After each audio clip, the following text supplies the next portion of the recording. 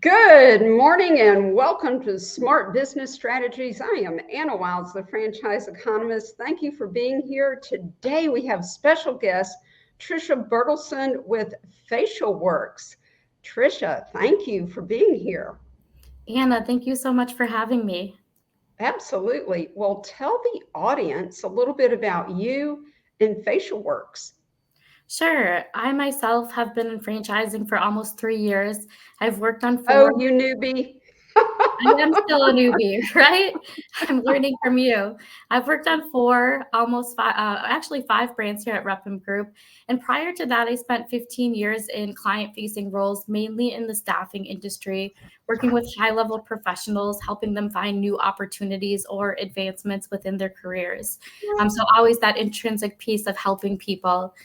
FacialWorks, though, is a skincare company that offers a range of facial treatments and skincare products. And they're known for their signature oxygen facials, which are designed to rejuvenate and hydrate your skin.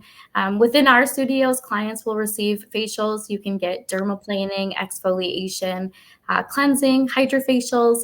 But really, our focus is on providing accessible, affordable, and effective skincare routines and experiences so that we can help our customers achieve a healthy, glowing complexion.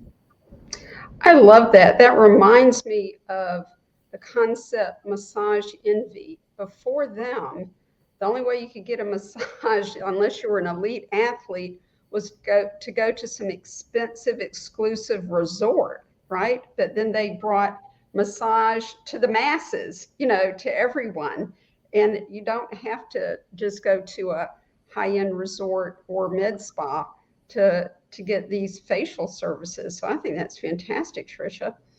All right, so help the audience understand what makes FacialWorks unique or different, because there are quite a few, because it's growing, beauty concepts in franchising. What kind of sets y'all apart? Yeah, I would say one of those differentiators for us is that we offer upscale facial treatments without the med spa pricing.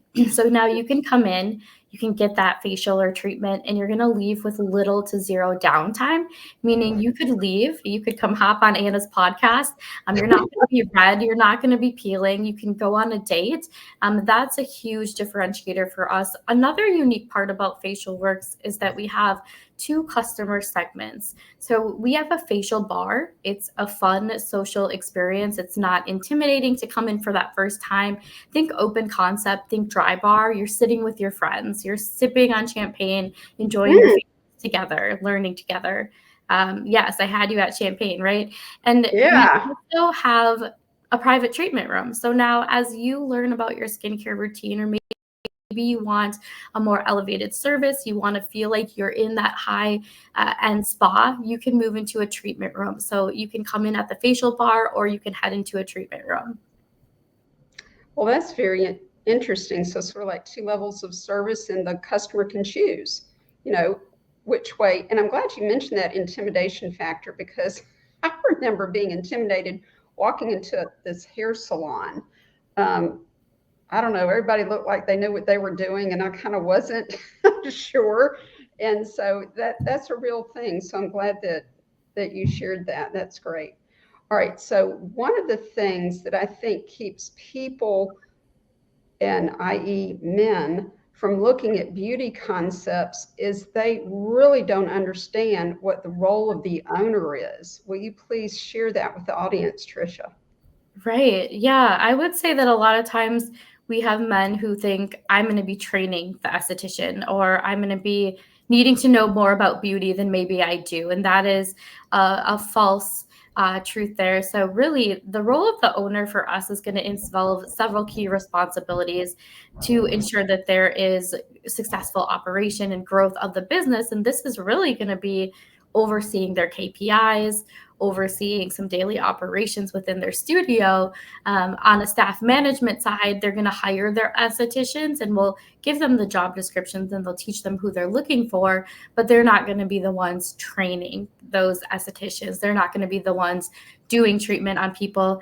Very uniquely to our model, which is a concern we actually hear, right? Because what are you getting yourself into? But outside of that, this truly can be a semi-absentee opportunity, which I think is very attractive for many candidates that you're working with. Right. I would say 5 to 15 hours in the background, depending on what's happening in their studio at the time. And again, mainly they're going to be managing inventory levels, which will help with at the corporate level. They're going to be managing their staff, but it really truly can be more of the manager model. So Tricia, the way I explain it to my franchise candidates is the role of the business owner is execute a business plan, execute a marketing strategy, hire your team, lead your team, and then run the business by the numbers. Watch the KPIs, make sure you're on target, and if not, make adjustments. And that's true of any manage the manager franchise, beauty, fitness, home services, whatever it is. You back me up here. You hire the people who have the interest, the skill set, and the knowledge to deliver the service, right? Not, I mean, I had this one man who was a candidate, he and his wife, and he was way open to beauty concepts. He says, "Hey, I'll paint nails if I have to." And I'm like, "No, that's not your role as the of the owner. You won't have to be doing that. Even if nobody shows up, somebody calls in sick, you'll have a staffing model that you'll deploy and be able to handle things like that." So thank you for that clarity. That's really important. All right, so who does make a good candidate for FacialWorks then? Who are you looking for in the business owner, Tricia?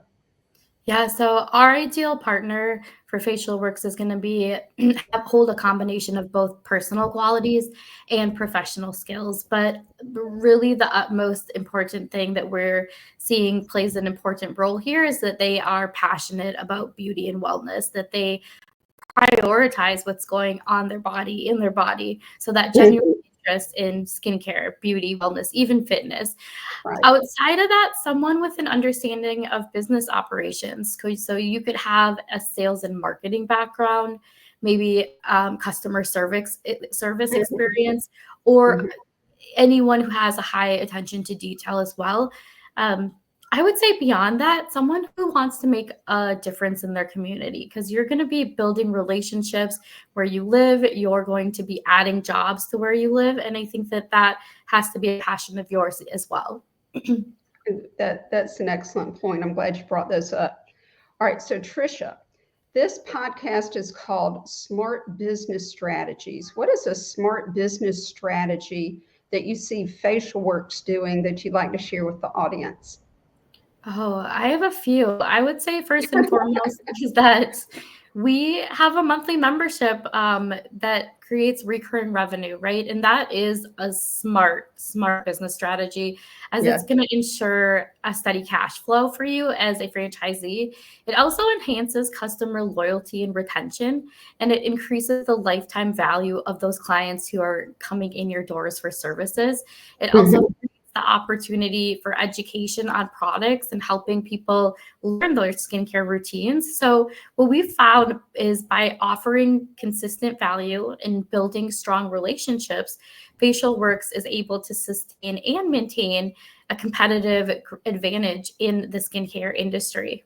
I would say another smart business strategy that I've observed FacialWorks kind of baking into its business model are the 5 different revenue streams it has. So please share with the audience about that, Tricia.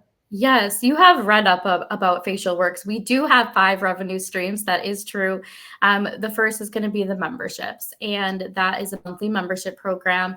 There are 3 memberships, and then we also have our own proprietary line of products. They are clean, so they're free of sulfates, they're free of dyes, fragrances. And then we have a facial package that you can buy into if you want to get 3 facials and get a little bit more of a discount, but don't have membership. You also have your walk-in services, facials, exfoliation, whatever you'd like to do. And we offer gift cards as well. So 5 revenue streams in total. Well, I love membership-based, a membership-based business model and a business model with multiple revenue streams. So that's brilliant. Now, Tricia, FacialWorks is a Repum brand. Please explain to the audience what Repum is. Absolutely. So I work for Repum Group. We are a full service franchise organization. And really simply what that means is we are a growth partner to FacialWorks, and we're helping them find those qualified candidates that want to bring a FacialWorks to their community. What we do is very unique in that we have 4 internal teams at Repum Group. One that you would work closely with is called Build 'em, and that is our real estate and construction project management partner.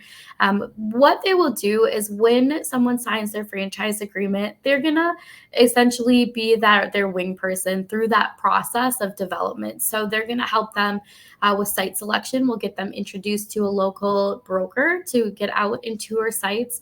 Then we're gonna help them negotiate on that commercial lease. We'll also, once they have signed their lease, we're going to bid the project out to local and regional contractors so that we can get the best pricing on those projects that they need to do within that site to turn it into a FacialWorks.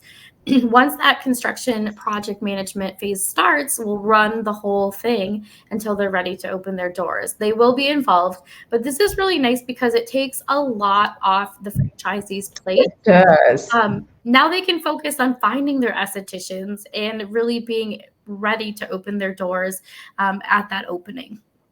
Yeah, and execute the business model. I think that's an absolute tremendous strength of any of the Repum brands is having that what is it called?